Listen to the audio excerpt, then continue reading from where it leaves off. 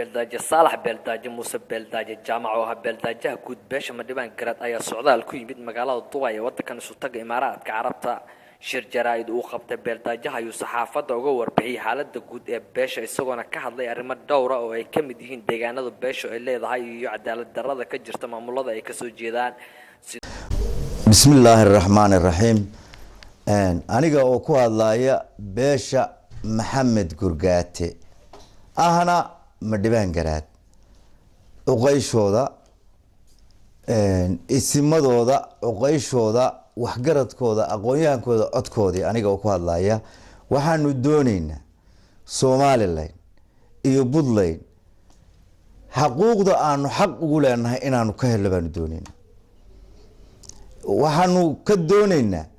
isimada waxgaradka aqoonyahanka madaxda dawladda waxaanu ka doonaynaa wixii aanu xaq u leenahay inaanu helo madaxweynayaasha waxaan leeyahay madaxweynayaal dadkii idin doortay baanu nahay madaxweynayaasheedii baa tihiin wixii aada noogu dhaarateen oo aada noo sheegteen in aanu idinka helo baanu doonaynaa madaxweynaha Puntland Abdiweli waa madaxweynihii ugu horeeyay oo booqda deegaano madhibaan leeyahay ballanqaadyana ka sameeya waa ku maadsan ballanqaadyada uu sameeyay waxaanse ku sii boorinaynaa oo aanu ku sii boorinaynaa xildhibaanada wixii aanu ka helo wasiirra wixii aanu ka helo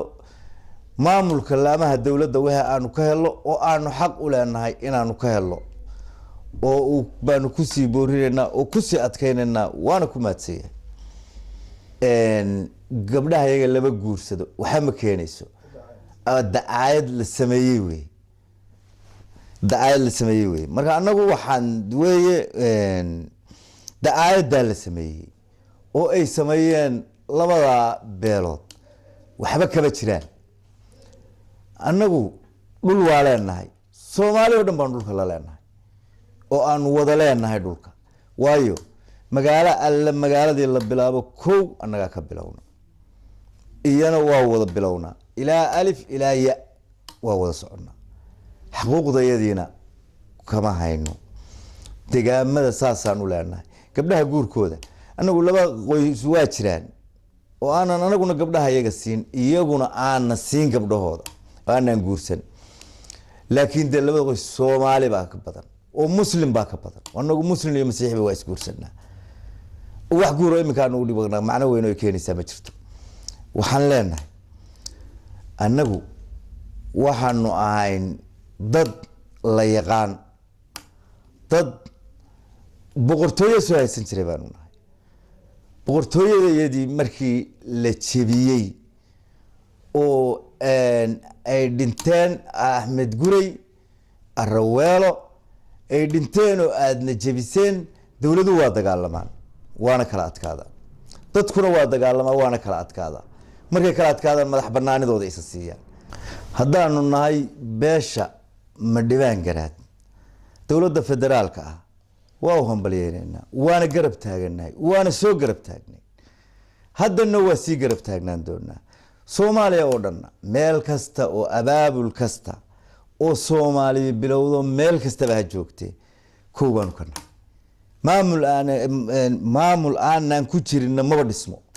hawl aanan ku jirin oo aanan la fulin maba socoto anagu Soomaali asala baanu nahay wadna taqaana dadina isyeeleeyeen oo isnaqaanayn aanu nahay beesha Maxamed Gurgaate ahna madhibaan garaad waxaanu leenahay deegaamo aanu ku leenahay Puntland iyo Somaliland deegaamada aanu Somaliland ku leenahay waxa kamida oo aanu doonayno in loo tixgeliyo waxa kamida dabataag waxa kamida dhalaamo cune iyo qaar kale oo badan oo aanu ku leenahay waxaan doonaynaa dawladda Somaliland inay noo tixgeliso oo deegaamadaas waxay xaq u leeyihiin aanu ka helo xuquuqdayada